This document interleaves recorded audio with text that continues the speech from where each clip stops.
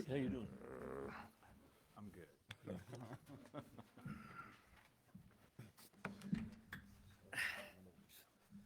The, the county would like to be able to plug their side of the sewer.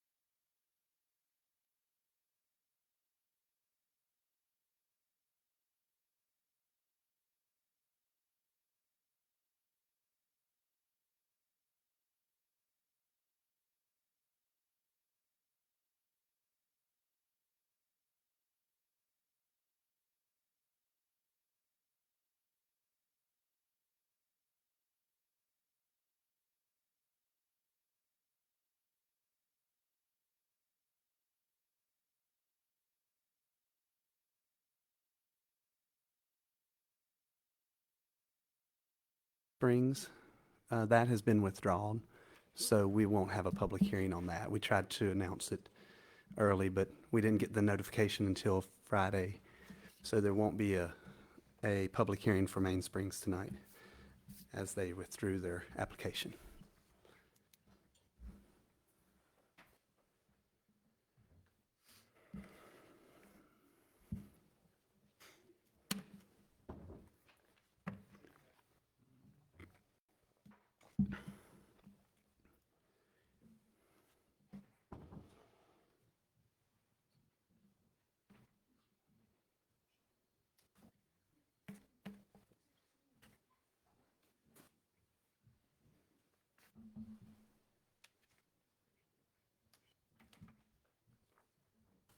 Okay, this one's for doing the public comment. And this one is too, okay. Okay, and then during the public, okay. So they really didn't need this one, right? Okay, okay, okay. All right, thank you.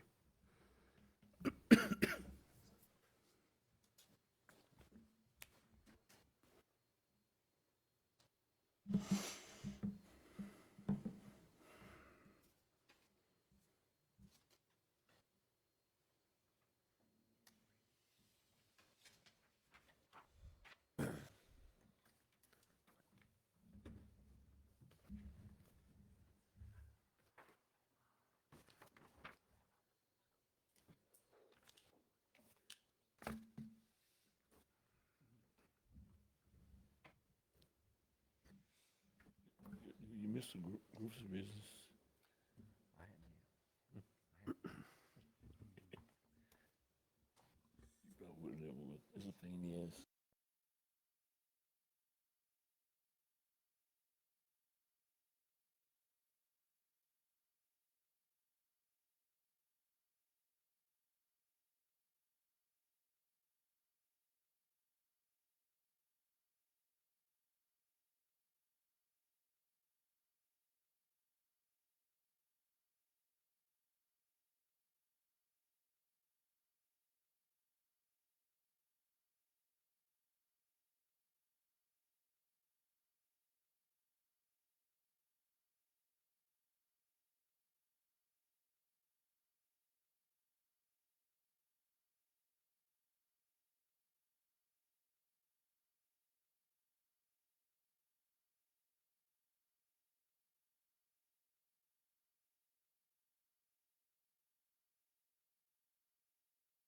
10 seconds there.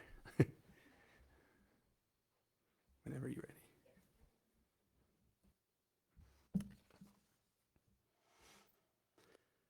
All right. If I could get a motion that we only discuss those items discussed in closed session. One item under Virginia Code 2.2-3711A8, consultation with legal counsel about zoning matters and special exemptions. One item under Virginia Code 2.2-3711A7, consultation with the legal counsel about probable litigation, PSA collection system agreement. And one item under Virginia Code 2.2-3711A1, appointments to the Planning Commission and Housing Authority. So moved. Second. And may I have a roll call, please, for that? Yes. Mr. Dawson? Aye. Mr. East? Abstain. Mr. Ratliff? Aye. Mr. Cantz? Aye. Mr. Reese? Aye.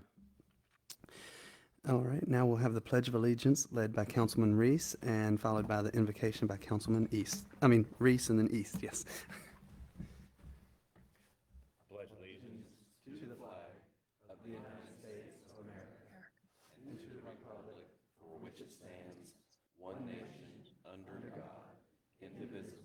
If you'd like to join us in prayer, please bow your head at this time. Heavenly Father, we thank you this evening for allowing us to come together to conduct the business of our town. We ask your guidance in all matters, and as always, we thank you individually and as a community for our many blessings. In your name we pray. Amen.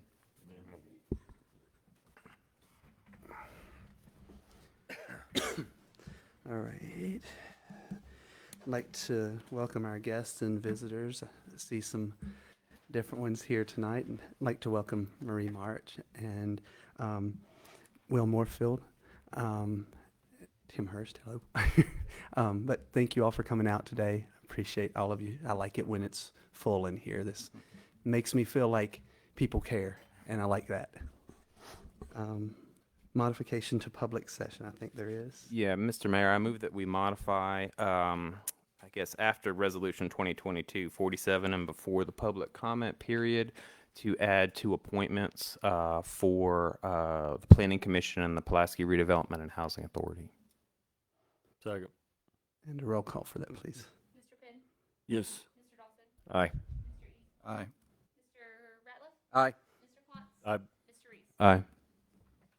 Okay. Now we'll move on to commendations. It's going to one for Delegate Marie March and one for Delegate Will Moorfield. I will read it and then I'll meet you up front and I'll present it then. All right. Whereas in the fall of 2021, the Town Council of Pulaski decided to withdraw from its current law enforcement academy of record and return to the local academy. And whereas the Academy of Record made a significant financial demand in order to approve the withdrawal, which made the request to withdraw financially impractical.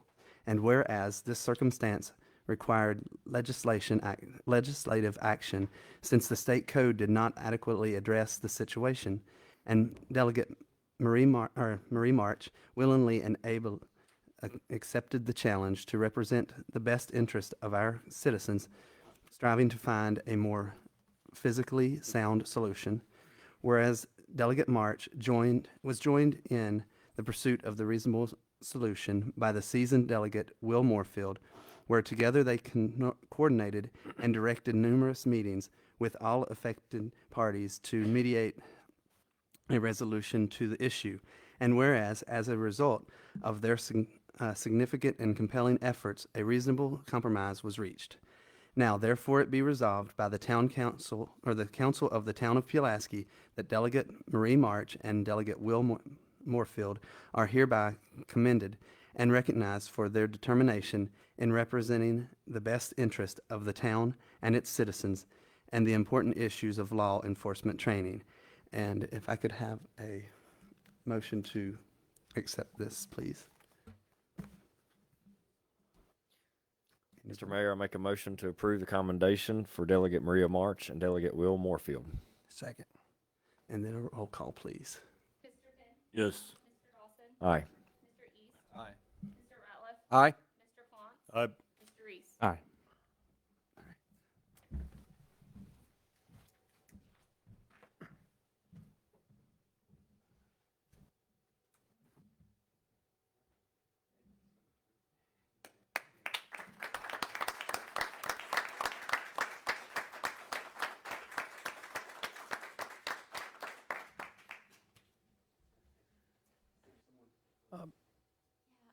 Accept it for Will. Mr. Mayor, can I say a little something to Delegate Marie Senator? I want to say just a brief something to personally thank you. The war for the academy went back a long time before you was elected. Mr. Penn and Mr. East, we fought this thing for many years. We got a lot of lip service. When you was elected, we approached you with this. One of the first things you asked, Ms. Bertram, we had a meeting, and that was one of my top things. And just to say that you went to Richmond and put it on the floor. We watched you to fight a bunch of men up there. Look here, guys, if you're going to run for election, you better pick your game up. That's all I got to say. But I want to thank you because we sent 3 mad women, town manager, chief of police, and our delegate. And you got it done. You got it done after 10, 12, 13 years, I think, trying. You did it your first time out. And I want to thank you for serving the town, Pulaski. You're very welcome. Anytime you want to come, you come on back. You're very welcome here. And the assistant chief of the academy, glad you're here tonight. Stand up, sir. Assistant chief of our academy down here, that our chief, I think, do you sit on the board, Jill? You sit on the board, so we're well represented from our police officers training other jurisdictions to where they should be is right here. We have one of the best. I know Mr. Furl couldn't be here tonight. He's in second command. They got the show going on. If anytime you guys need to go down and tour that thing, you really need to do it. You really need to go see, because they'll show you what it's like. But I wanted to thank you personally, because you did it. And Brenda Blackburn back there in the back, I know she's your right hand for Brenda. She's y'all are welcome. Anytime you want to come to this council, please come on, and thank you so much for your work, for your help. I wrote just a couple of things really quick, if you guys don't mind. I've taken to writing things down, because when I don't, I end up on the front page of the newspaper. So I figured I'd write something down and read it tonight. But helping rural communities to flourish is exactly why I got into politics. This work is of, by, and for the people. You have to truly love your neighbor to enjoy this job. When I was contacted by Miss Darlene Burcham to help relocate the police cadets to train in their own community instead of driving to Salem, I thought, well, this should be simple. A simple bill for a freshman delegate. Who would not agree to this simple venue change? 45 meetings later, not really, but quite a few meetings later, we finally got it to be agreed to. And I really want to thank Delegate Will Moorfield. Couldn't be here tonight, but he helped every single step of the way. He was my mentor in the House of Delegates.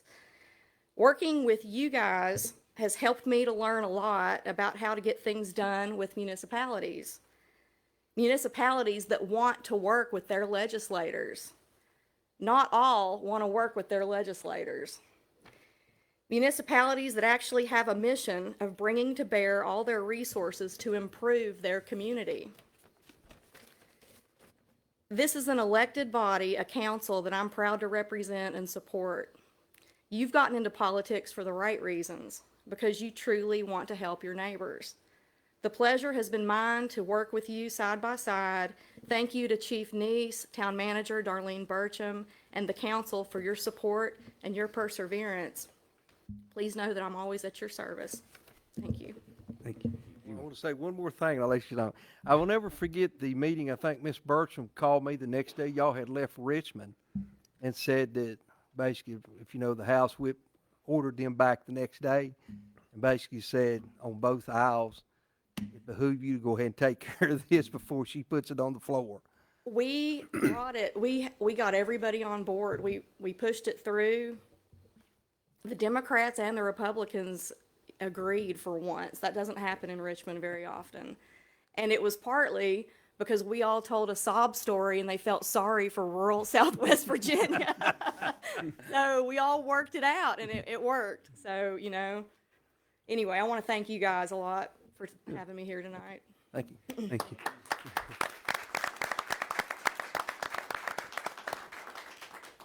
Marie, next time I expect the cowboy hat because, you know, it just doesn't look the same. All right, next on our agenda is the public hearing. It's case 2022-10 SE, taking it to the streets. Charlie Barbatini, special exception for property located at 235 North Jefferson Avenue for mixed-use building, ordinance 2022-19. Do we have the staff report, please? Good evening, everybody. The town has received a request from Taking It to the Streets for a special exception for property located at 235 North Jefferson Avenue. It is in the B3 General Business District for mixed-use buildings, which includes dwelling units on the ground floor. And the applicant has stated that they plan to use the apartment for a full-time live-in attendant for the warming station that they will be operating. The Planning Commission held a public hearing and vote on this on November 14th, and the motion to recommend approval for the special exception request passed 4-0. However, it did have 3 conditions attached to it: that the special exception will expire when Taking It to the Streets leaves the building. It is only permitted when the warming station is operating, and it'll only allow 1 full-time occupant. And it should be noted that it was revealed during the Planning Commission meeting that the applicant does not intend to have, excuse me, a separate room for the live-in attendant, and the attendant will be occupying the same space as those from the warming station. Does council have questions? Just one quick question. I think I understand that, but it says one full-time tenant when the warming station is operating. Correct. That seems like a contradiction. When you say full-time tenant, what do you mean? What does that mean for the purposes of the person? So since they're applying for, a mixed use for an apartment, so someone can live there full-time, but it can only be, they can only live there, let's say 24/7 overnight while the warming station's operating. Okay, so the times of the year that it's operating, or the days? The days. Okay, Yeah. okay. Because I mean, does that make sense? The confusion about full-time versus when operating? Okay, thank you. It's actually the whole time, I believe. She it was the- saying the days of season? the operation, but just for clarity, if I remember from the applicant, that during that season, they needed a person there full-time to perhaps bring in people in and out. Now, perhaps it might be clarified throughout it, but they needed somebody consistently there to be the person on site that would admit people. So, Mr. Barbatini can probably clarify that, but it was my recollection that it wasn't that person, they needed the approval for that person to live there during that period of time to make it the mixed use I see. Okay. No, and as the attendant. okay. So it would be full-time during the period of the year when, okay. Thank you. And I know it wasn't mentioned here, but just all the previous conversation still applies, that the zoning official, when the temperatures hit for a warming station, would have to be contacted to verify everything was correct with the location for the use of the warming station. All of those rules. I know there's other specifications with from the Planning Commission that they were interested in, but all of the other rules would still apply in order to activate the use of a warming station. Yes. Building official. The building official, I'm sorry. Okay. Thank you.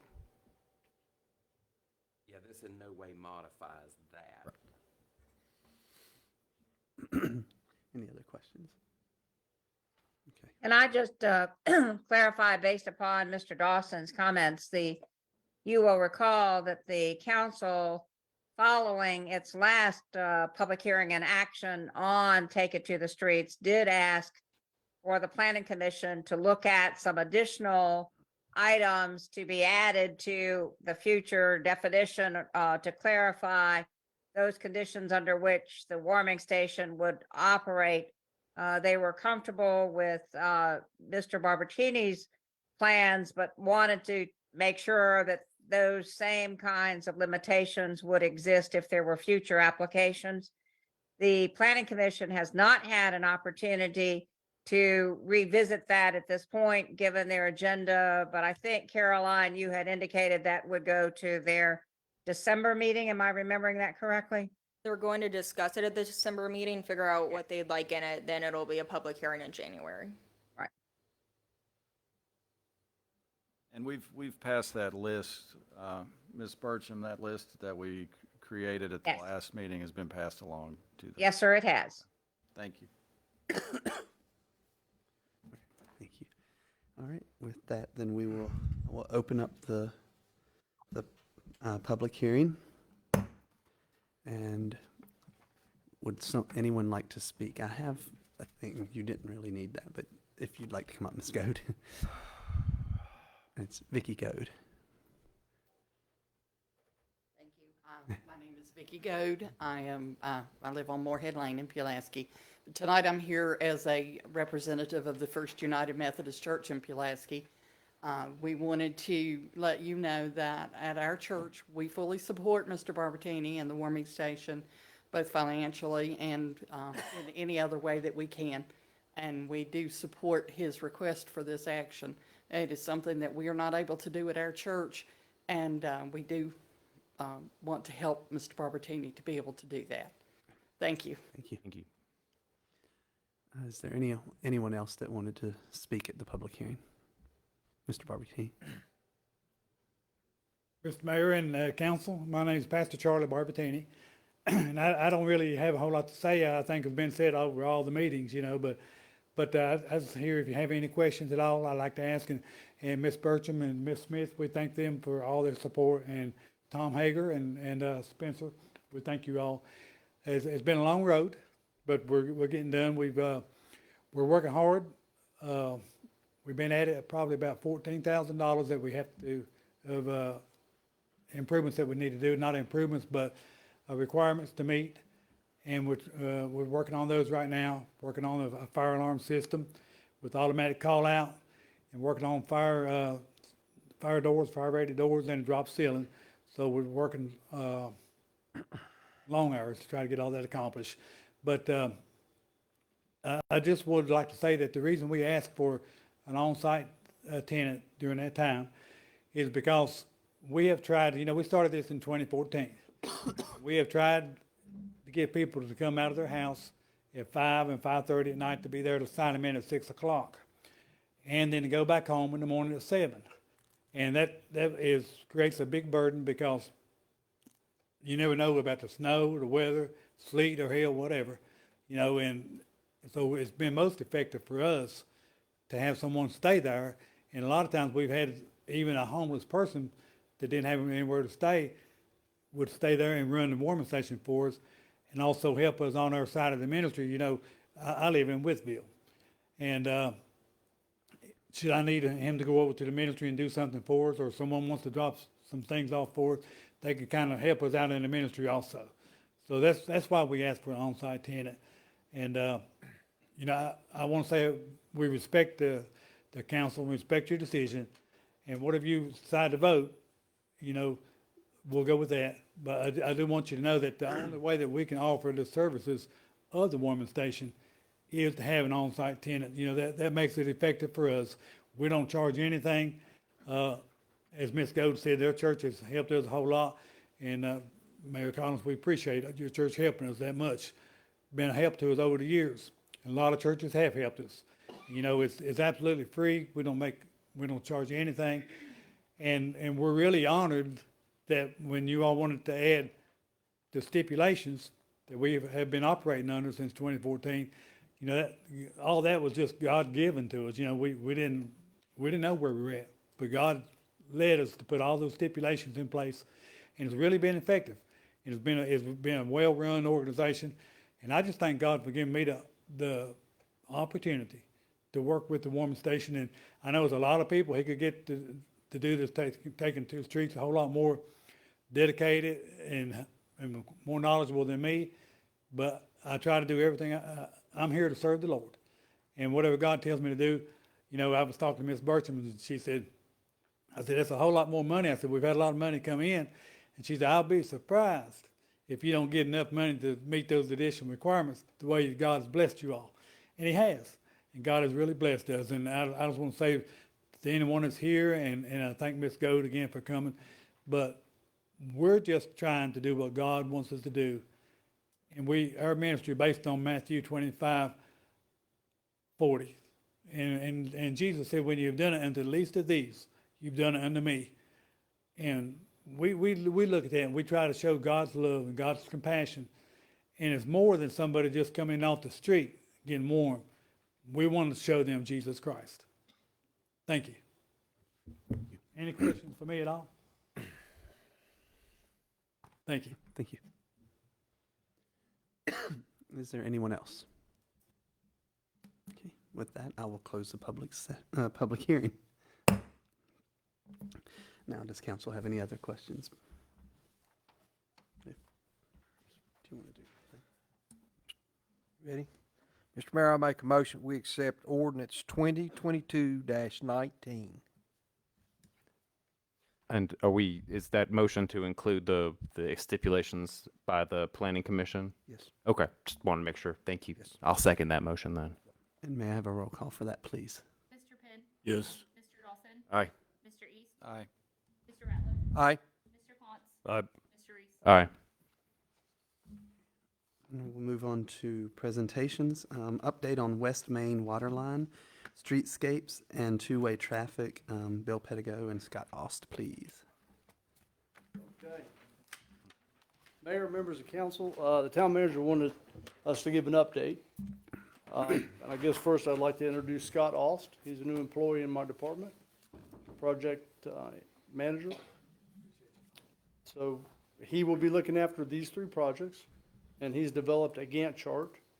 And remember, we've got three projects: the Main Street water line, where we're trying to improve the water service down Main, the streetscape, which is sidewalks, curb and gutter, and then eventually paving. So we've kind of lined these up and trying to bring them together. There's been a few hiccups with some times, particularly with the VDOT, but I'll let Scott explain all that to you. Good evening, council. As you know, the water line part of the project is already underway.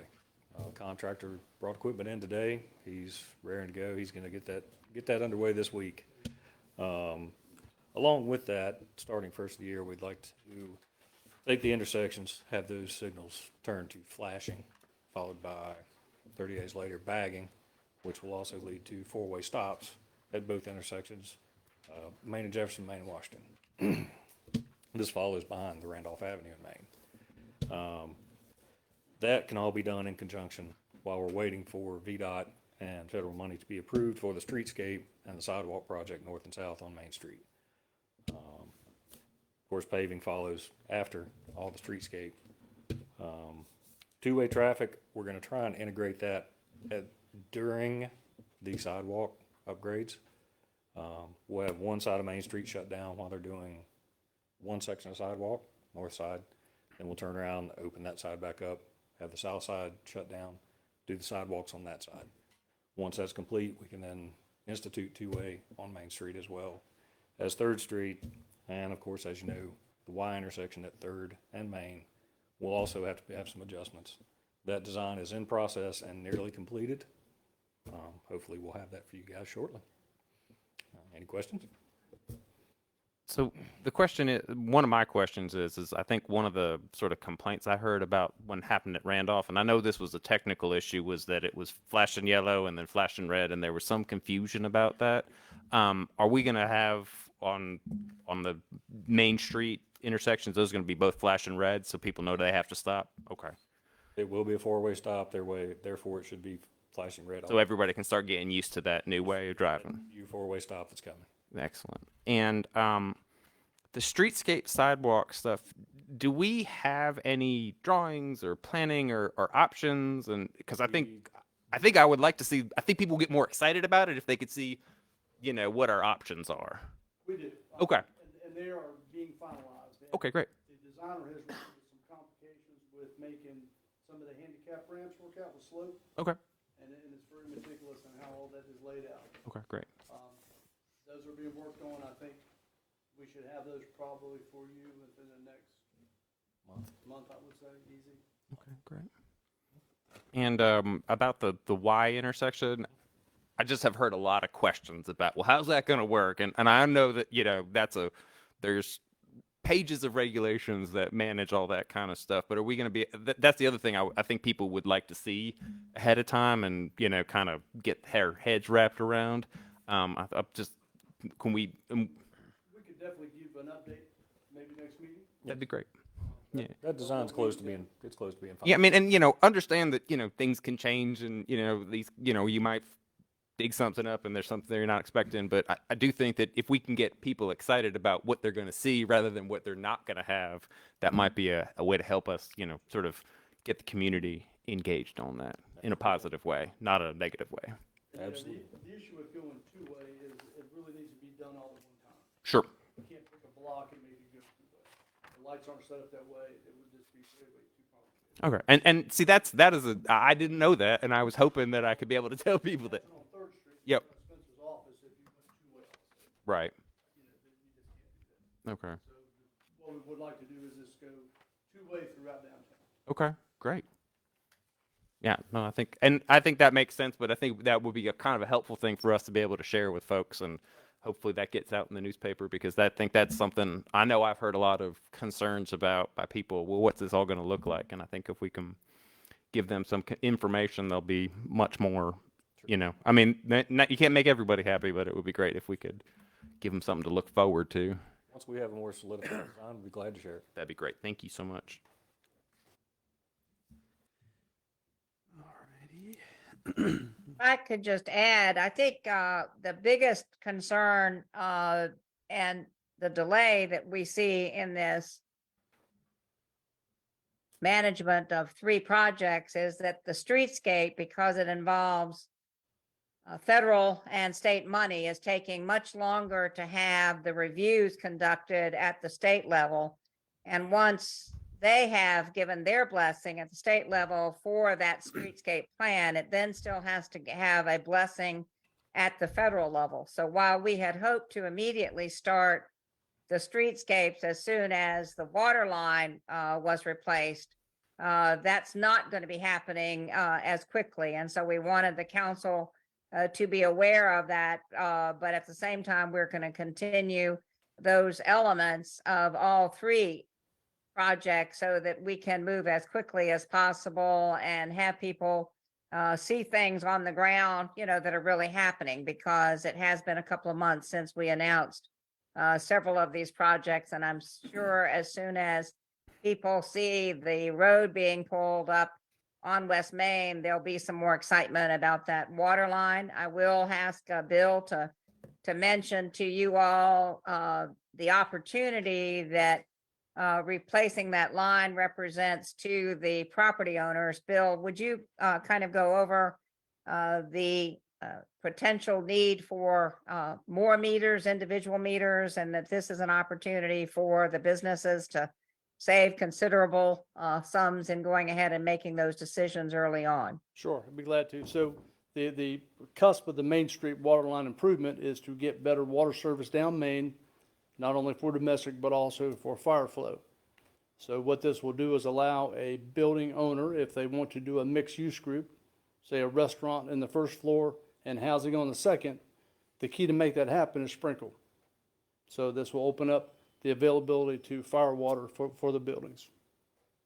As well as if there's an apartment structure that they would like to have 4 meters put in, now would be the time to do that. Make application at the town for new service, and we can take care of all that. Because the road's already going to be tore up. Everything's gonna be tore up. So I guess the question is that between when that water line install is done and the streetscape starts, will that road be available for driving? Okay. It may be that we open it back up, Okay. and we will make it passable. Okay. It will not be a good surface, but we will make it passable. Okay. As well as the sidewalks. And the sidewalks are still open. Thank you.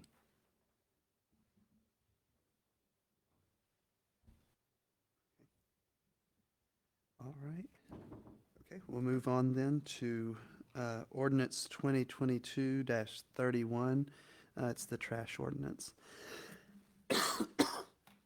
Yes, sir, Mr. Mayor, and I apologize that my surgery keeps me from being there in person tonight. But hopefully, I will be able to, along with Bill, address any questions that you or members of the public might have.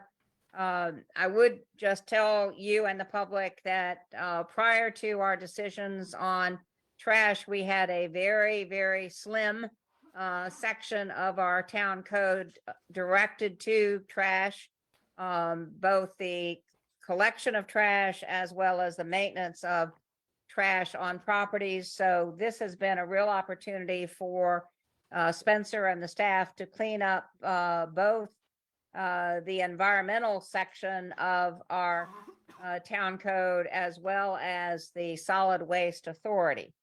What the code provisions do require is that it will be unlawful for anyone to place garbage on their premises without it being kept in some form of a metal container or dumpster. We hope that this will minimize any blowing of trash. We know that sometimes with set outs by landlords, a lot of stuff is left to expand its presence in the neighborhood. There is additional language that requires each individual premise owner to place its garbage and other items at the curb under the sections of the code that deal with delivery. We will be having a 4-day-a-week collection, Monday through Thursday. And Jackie, if you can pull up on the screen, we have a map that I believe indicates to you all the quadrants that will be used for the collection. All quadrants will be assigned a particular day of the week, Monday through Thursday. All alley collections will occur on only one day in the week, and that will be Monday. Specific information to each of the addresses will be provided when the toters or containers are in fact delivered by GFL. We learned today that that delivery will actually happen the week of December the 26th. That is their recommendation because placing them earlier than that will just create an opportunity for people to maybe use that toter, and it wouldn't be collected any earlier than the January 2nd start date of the contract. There is additional language in the code that makes it unlawful for people to leave items on the street or sidewalk, so that if there are excessive items that are placed out at the street, the property owner will be notified and will be cited and be fined, as well as bear the cost of removal if they don't remove it themselves. We will have, as we've indicated before, curbside bulk item collection once a month. It'll be a part of the service. Obviously, we will continue to have our leaf side removal, which I believe just completed last week, although there may be a few remnants of that. The code does require that every occupied residential property as well as small business must establish a solid waste account. That account for residential and small business would be with the town, and they would be billed the fee that will be another item further down on your council agenda, a fee of $20 per month.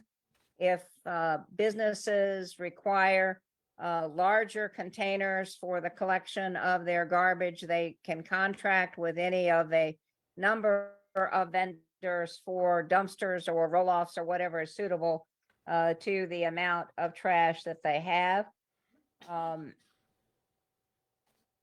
The trash receptacle time of placement is specified in the ordinance and will also be listed in any of the materials that are provided by GFL when they bring the individual containers to each residence that last week in December. We are indicating that they should be out for collection no later than 6 a.m. on the day of their scheduled collection. They may place those containers out the day before, and it specifies no earlier than 4:30 p.m. between November and March, and no earlier than 7 p.m. in the April to October months, and that the receptacles are to be removed from the front of the residence as soon as possible after collection, but no later than 7 p.m. on the day of collection. We have indicated in the ordinance and have already announced this to the public and received a number of requests.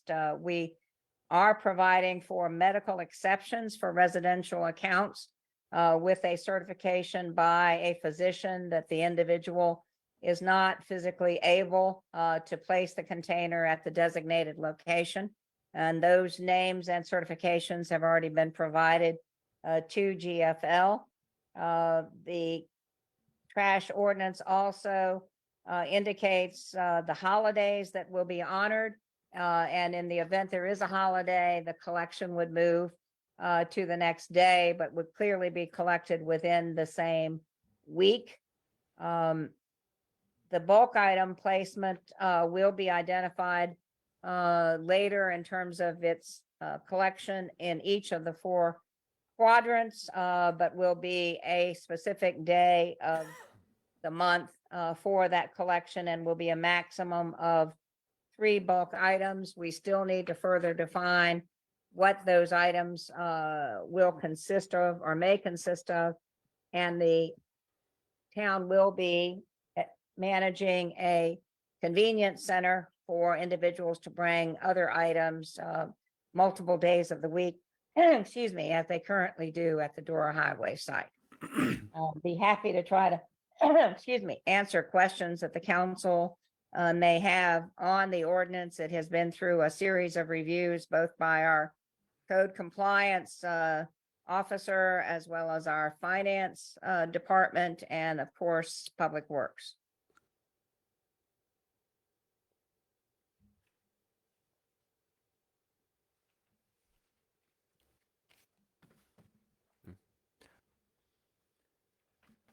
Doesn't look like they have any questions.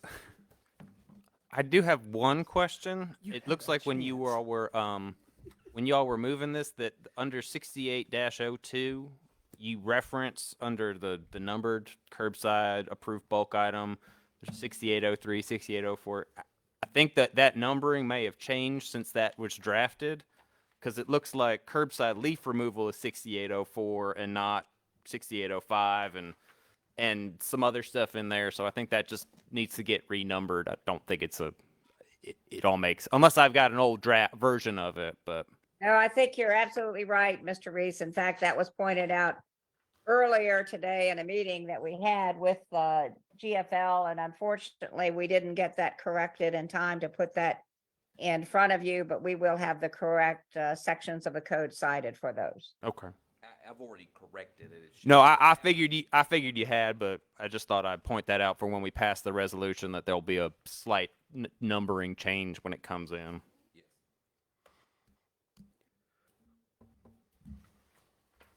Oh, I guess the only question I have is hazardous waste.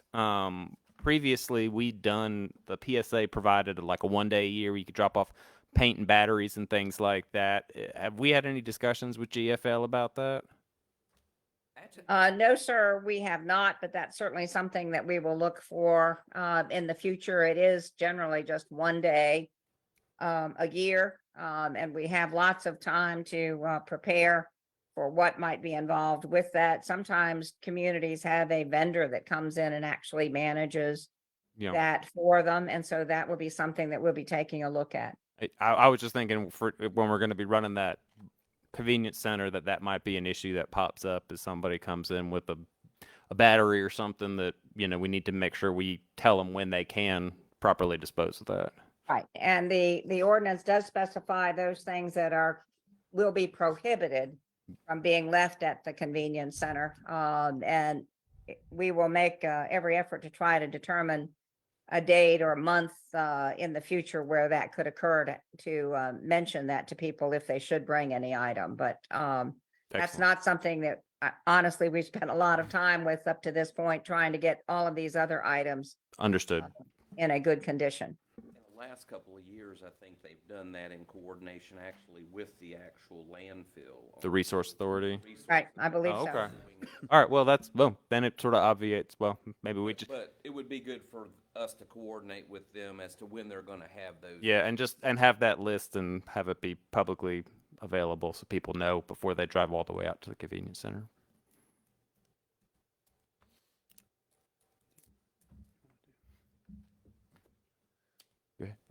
Well, Mr. Mayor, I make a motion to approve ordinance 2022-21, trash ordinance.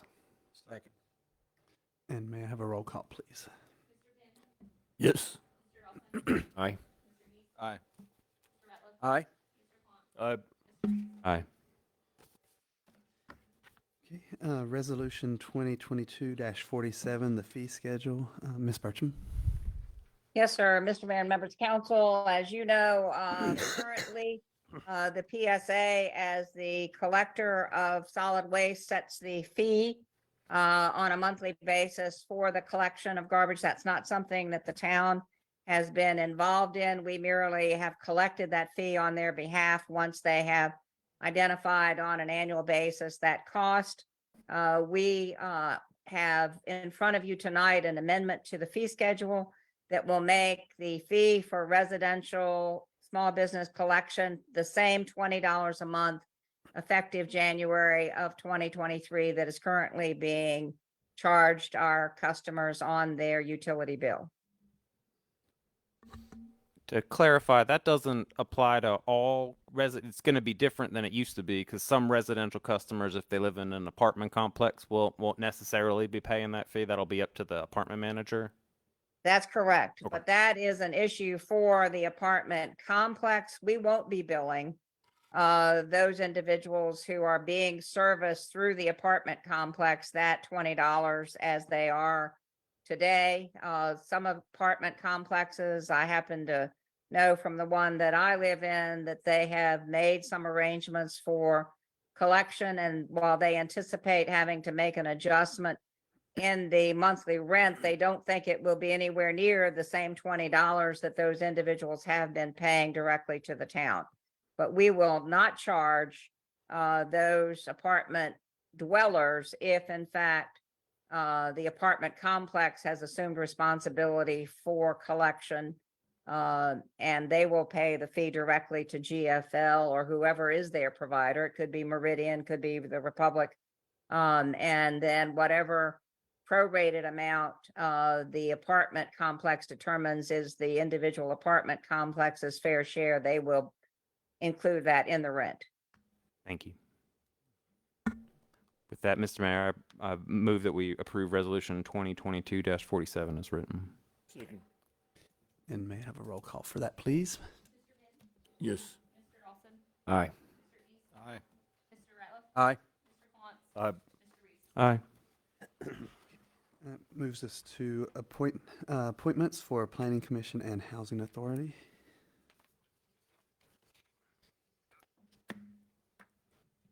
I'm happy to make the motion. I'm not sure. Do we need, since we don't have a written motion, can I just direct that we do that just verbally? Would that be sufficient, Spencer? Yes, that'll be sufficient, as long as we have the individual commission that you are making the appointment to. Okay. Do we need I'm not sure I know everybody's name Rachel for. Arthur for the Planning Commission. Sorry, say that name The again. two Rachel names were Arthur. Rachel Arthur. Arthur and Michelle Poor. Okay, so I move that we appoint Rachel Arthur to the Planning Commission and Michelle Poor to the Pulaski Redevelopment and Housing Authority with the written resolution and specific terms to be determined by the clerk and the town manager. Is that okay? Great. Sounds good. Second. And may I have a roll call for that, please? Yes. Yes. Mr. Dawson? Aye. Mr. East? Aye. Mr. Claus. Uh, Mr. Reese. Aye. Okay, that moves us to the public comment period. I have two speaker slips. The first one is, I have a third one. Okay. The first one is Robert Runyon's, about trash service. And it's 3 minutes, sorry. Okay. My name's Robert Runyons. I own 2 homes on Birch Street here in Pulaski, but I don't live there. I live in Wythe County, but I maintain those homes. One's being renovated and the other one I just inherited. The trash service, I don't generate trash there at all because no one lives there. I do have the water on so that I can mow and weed eat and take care of the place. And when my contractor's there, wash their hands, use the bathrooms. But for me to have to add 2 trash cans to 2 houses that no one lives at just seems odd to me. I'm just saying, I can't be the only one in this town that's going to seem odd. There's got to be people that live in the town that go to Florida in the summer or in the winter, you know, and vice versa. There's going to be things like that, but I just wanted to bring that up. But because I'm going to get 2 trash cans now on Birch Street at 2 houses that no one lives in, that probably somebody will steal the trash cans, and then we'll deal with that. And that's just what I wanted to bring up. I just think maybe you need to think a little bit further and deeper into the situation, because I cannot be the only one. But that's all I had, just that right there. Thanks for y'all's time, though. Thank you, Robert. Thank you. Thank you. Thank you.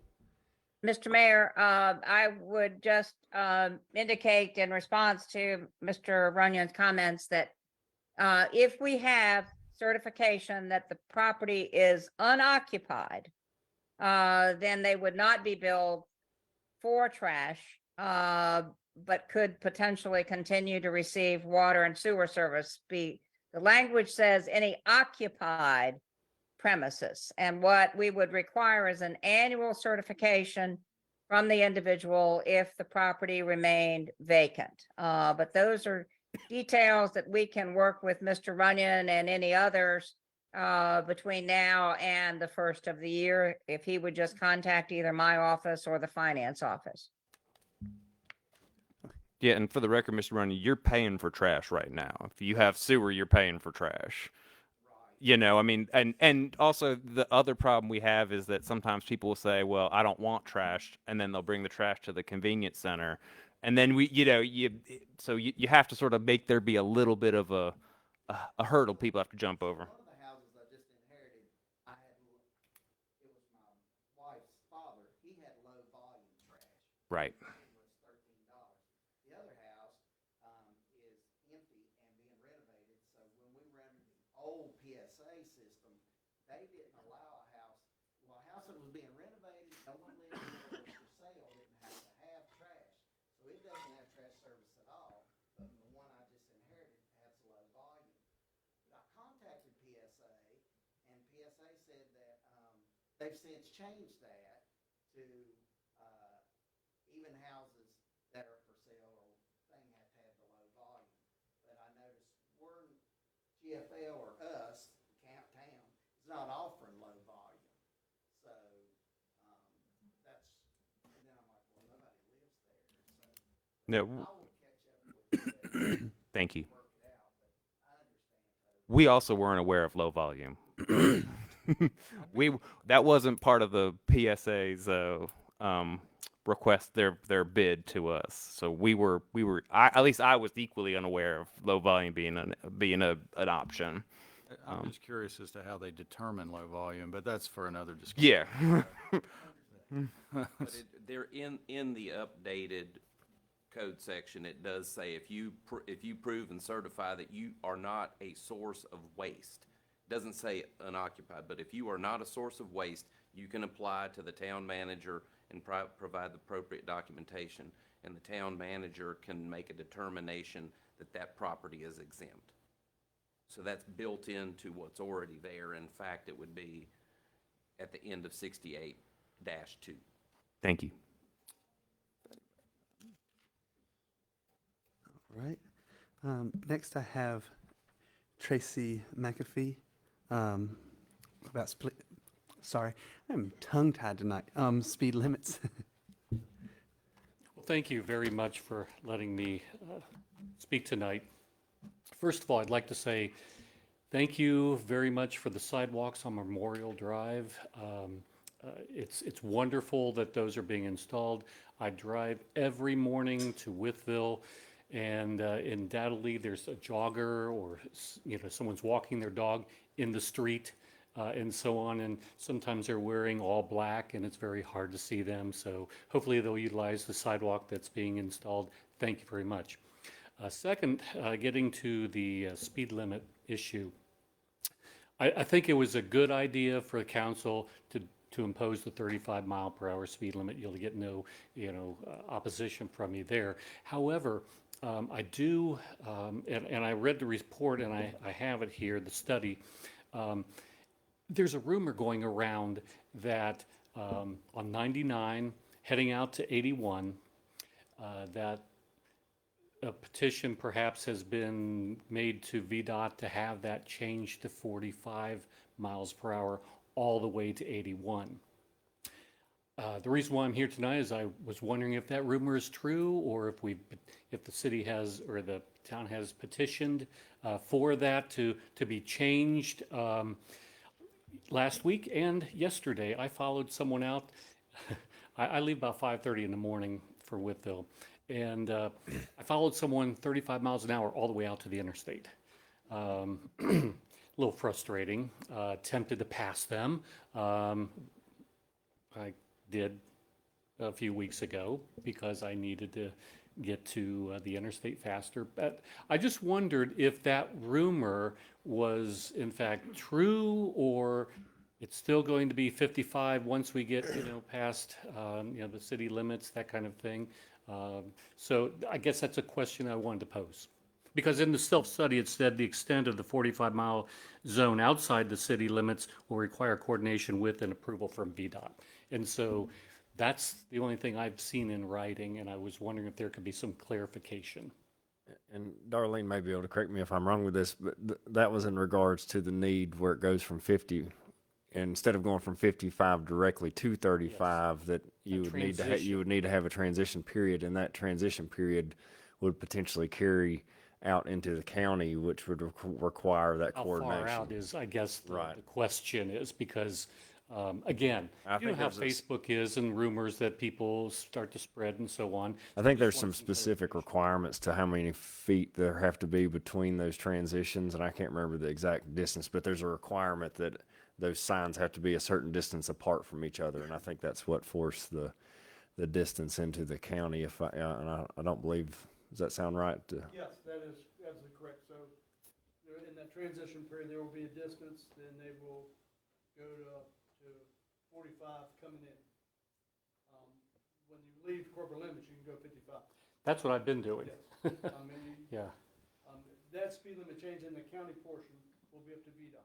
Okay. And they are currently doing a speed study on that area. They will have to reduce it some coming in. We can't go from 55 to 35. And that makes total sense. I was just wondering if the thinking of the town was to petition for VDOT to make it 45 all the way out to 81. No, there was no potential. What they do with their speed limit is up to them. And it could be through their speed study that they determine that it is 45 out to the interstate. I don't know. Great. I appreciate that. I thank you for your time. Thank you. Okay. Next one is Ike Jeans about billing increase for his low volume.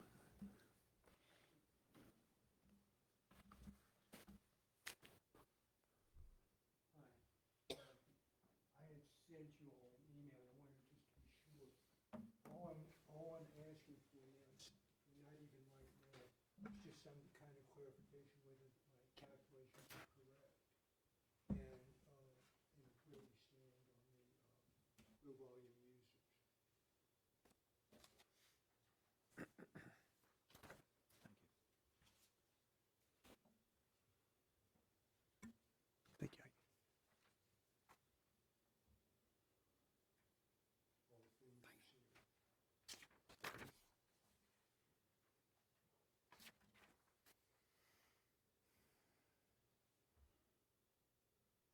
Just very briefly, I'm a low volume user.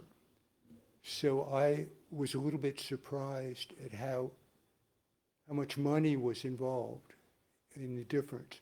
It's $7 a month, $84 a year. And if my understanding is correct, the contract would be for 5 years. So that would be about $420 for every low volume user that they weren't now paying. So even though it's nickel and diming it, over time, this is a large increase. It's hitting precisely many of the people who are not as lucky as I am, who are just in tough shape, requiring what comes out to be $128,000 total over a 5-year period. So I would hope that council could give a look at it, consider it, and to see also if my calculations are correct, because I don't have all of the information. And that's really all I have to say. I'm really not asking for determination or anything, but I am asking that you give consideration to it. That's all. Okay. All right, thank you, Ike. Thanks. All right. I don't have any other speaking slips, so we'll move on to the consent agenda. If one of you would make a motion to accept the November 15th, 2022 minutes, please. Mr. Mayor, okay. Mr. Mayor, I move that we accept the November 15, 2022 minutes as written. And may I have a roll call, please? Mr. Penn? Yes. Mr. Dawson? Aye. Mr. East? Aye. Mr. Ratliff? Aye. Mr. Pont? Abstain. Mr. Reese? Aye. All right, that moves us to council comments. Mr. Penn, do you have anything? Mr. Mayor, I will reserve all my comments to my last meeting, which will be the next council meeting. That kind of scares me. I don't know what you. Get it out. Thank you, sir. He's gonna come at us. Mr. Dawson. I had 3 quick things. One, just as a thought about Main Street. My son started this basketball, and they used the Central Gym downtown, and my route, down there, each evening takes you down our industrial path, of the old Pulaski furniture, and you to get to Central Gym, you might pass, I don't know, I tried to count, there might be 2 businesses through that whole route. Once you take a right to get through downtown, you see no part of our business community going that way.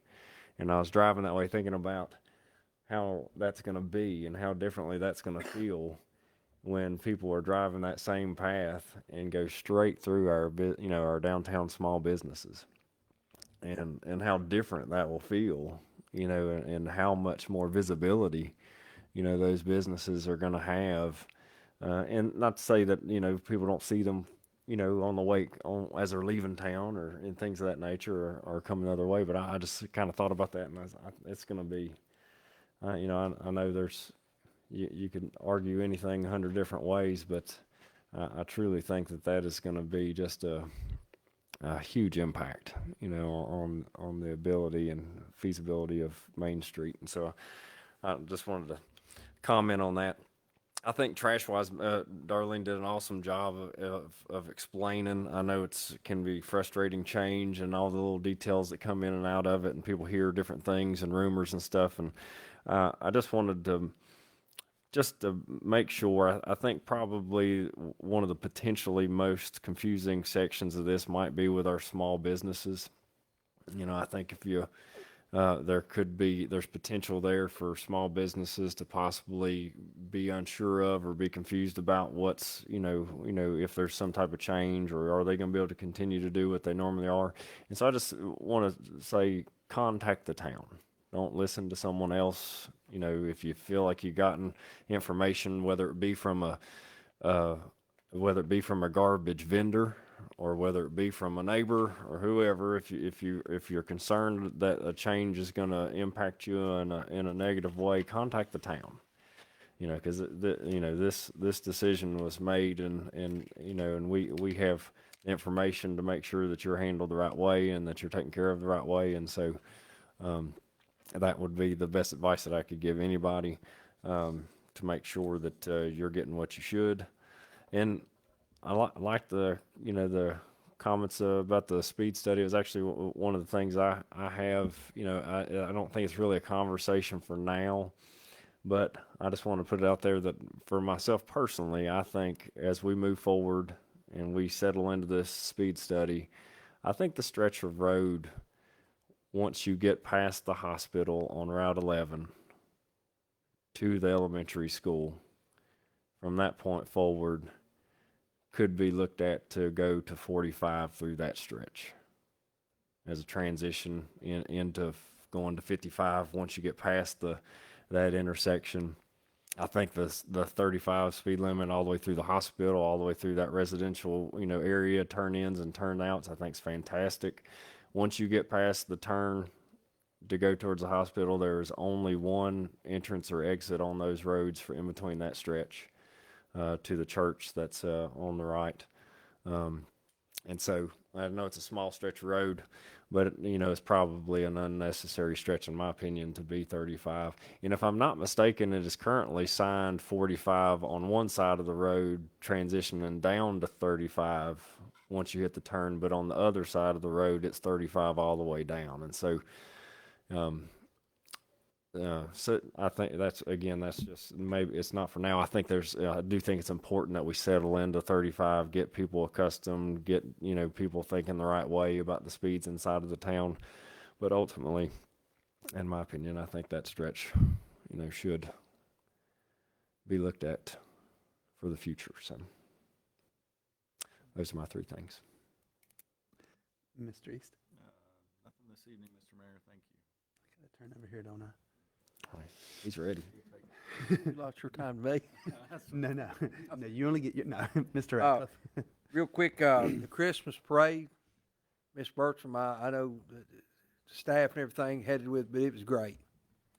The Christmas parade was one of the best I've seen in many years. A lot of entries. I've heard just great comments about it. This touch bases job you're doing on the garbage transaction, our Main Street project. A lot of people don't like progress change, but I'm sorry, you got to give a little pain to get there. So anyway, everything's going to be good with their Main Street. Hope you get to fill them there, town manager. You get your hip, she ain't paying attention. Get your hip place. I feel fine. I just can't move around very well right now. All right, well, you get to you. feeling better for Christmas, and Mr. Mayor, that's all I have. All right, Mr. Clunt. I do have one thing this evening. With having Main Street closed off, the signage for the parking it's covering the old signs, but unless you're looking for it, you don't really see it. So maybe have some sort of more prevalent signs that say where the parking is in case someone is trying to get to one of the businesses on Main Street. I know some of the businesses have basically reached out to say that it's not enough signage to let people know where to park, and it would lead for you to either make multiple trips around or for someone to maybe even not go to one of those businesses because they were having difficulty finding parking. So we have currently the sign that's on the courthouse parking lot that says Main Street parking. So maybe something that just stands out a little bit more. I don't know if that's something we can look at, or wayfind signs of some sort for the businesses down there. Something says free parking. People like free parking. I've noticed for some reason. Probably a good idea. That's all. Mr. Reese. Thank you. Also to say that I had a lovely time at the Christmas parade this year, and thank you for everybody who puts that on. I know that's a ton of work by both staff and volunteers, and also that there's probably going to be some hiccups when it comes to the new garbage thing. Every time you do a new thing, there's going to be some hiccups, but I promise that the town staff and the folks at GFL will do their best to fix any problems and make it work. But I do expect there to be things that don't go right, because that's what always happens when you do something for the first time. So, and I know that's probably not, not the best thing to say, but it's the honest thing to say, and sometimes that's just what we got to do. We'll do our. Well, everybody's going to be doing their best, and just like Mr. Dawson said, reach out if you have problems. I know that the best way to get a problem solved is by asking for some help, and I don't think anybody at the town is going to be uncooperative about that. I'm sure, having now dealt with them in various capacities in many ways, I've been very impressed by every time that there's a problem, people really do try to make it work, even if they can't actually do it. But to say thanks for all of that. All right, I'm taking Mr. Penn's time. I'm taking Mr. East's time. Everybody has came to see me since our last meeting, apparently. Questions about sidewalk on 9th Street. It's been said that it would be fixed for a long time, and that was before even, I know that Memorial Drive was a great thing, but it was before that too. And then the sidewalks on Randolph, and they had started working on them, and then they haven't filled in around them, and people are worried about liability of someone stepping off the edge or something because it hadn't been filled back in. This is probably nothing we can do, but there's a train that goes through at 3 a.m. I'm sorry, I'm just telling you I'm just the messenger. At 3 a.m. and blows the whistle every day. That's got to be great for anyone staying in the Jackson Park. Had my trash on vacant houses. We got that one talked to. I'm not at all happy with Main Street being closed the night before the parade. We could have waited one more night, I feel. I've had a lot of people complain about that, and I didn't like it either, but it happened. It turned out the biggest parade we've had forever and a day. But with that being closed, we have to remember our businesses on Main Street and support them. Like you never have before, gift cards and stuff like that. I know, tried to run down my mind, the pet store WTF, Max on Mains, Amazing Grace, the Pulaski Theater, the Tactical Store, and Painting by the Spirit. Anyone else know other? No, they're down at the other place. Is that the only ones that are on Main right now that we? On West Main. Yeah, on West Main. The wedding Amazing, store. Yes. Amazing Grace. I did say that one. I got Amazing Grace. Okay, yeah. But the wedding store was the only one that I think I missed for right now. But just support them like you never have before, please. We cannot afford to lose any businesses. We are moving forward, and we are looking better than we've looked in a long time. We've got to keep going forward and just support our local people. That's the main thing. That's like Marie said earlier about you don't do this because of the money. They can attest to that. You do it because you love your town, you love your community, and that's exactly why I ran and why I like doing what I'm doing. So that's all I think I have because I only have the front side, Darlene. See, there's no back side this time, so we're good. So with that, I'll let you have your report, the manager's report. All right, well, let me just first of all build on Mr. Clonce's comment regarding signs. We did place on the two parking lots, the one on on Jefferson and the one on Washington, a list of the businesses that we felt should be accessed in those particular parking lots to try to encourage people to know where to locate to park. We have put signs up that indicate that the sidewalks are open so that people should continue to feel free to visit those areas. We actually installed on the Washington Avenue parking lot that we have re-signed Main Street parking during this construction period. We've added 2 5-minute spots that are closest to Washington for those customers of the pet store there that indicated that they have many customers who don't want to get out of their car, to have their supplies or materials added. But we will continue to look at ways to market. You may have noticed that on Facebook, we've been trying to highlight the businesses that are in different sections of the downtown and to regularly report, as the mayor has, to try to, in this particular time, but always to support small businesses. And we hope that will happen. And certainly the town and any of its activities is doing the best that we can to support those businesses during this period of time.